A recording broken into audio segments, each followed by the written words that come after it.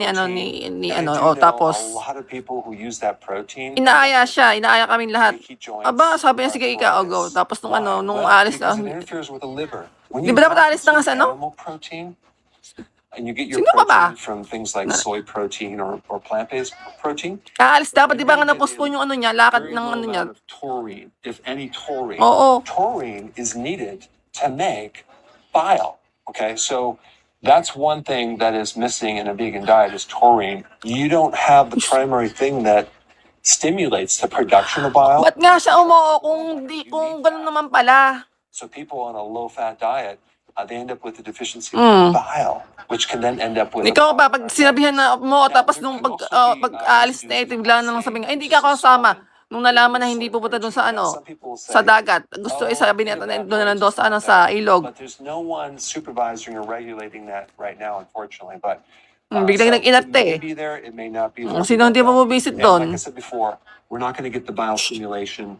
Instead, we're going to get this thing that's going to create more inflammation in the area of the liver and the digestive tract, which is going to interfere with the microbes. Number 3, refined seed oils.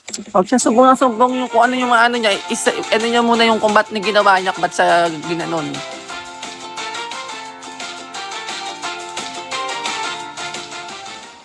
O bakit ka mo naging ganon? Kasi nga siya pag ano, nangungutang hindi siya na marunong magbayad.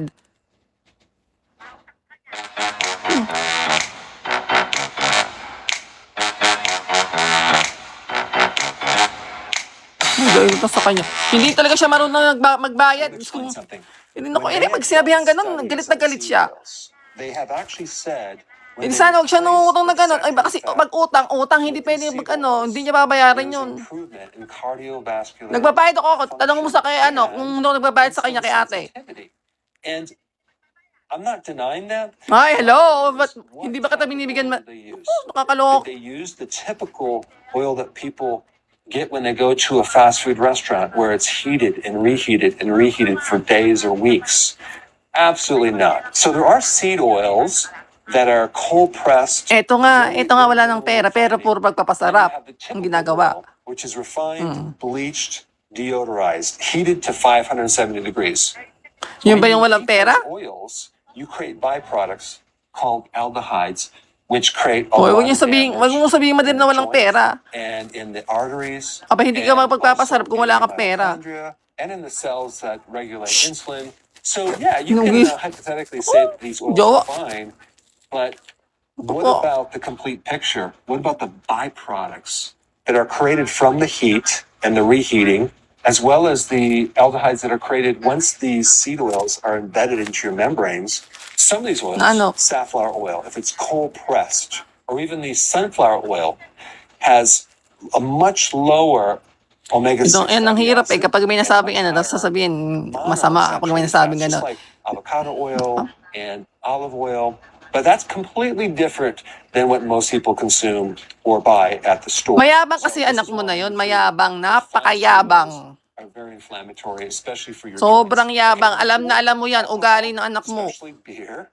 So beer will turn into something called purines, which then can create problems with gout, and it can create inflammation in the joint. Beer kita mo, nung sinamaan ni ate, tapos pina-DSWD pa. Tapos nung ending, ginagawa niya. Tingnan mo, hindi matutuwa ba yung kung malaman ni ate? Sinumbok ka ba kay ate na gano'n? Hindi naman messes with your liver, and anything that destroys the liver will cause arthritis, unfortunately. Number 5, casein A1 protein. Okay, A1. Sinumbok ka ba na kay ate na? Ate, yung ako niya, binibigay pan ka ako yung anak ko. Sinabi ko bang gano'n? Hindi. At alam kong gagalit sa kanya si ate.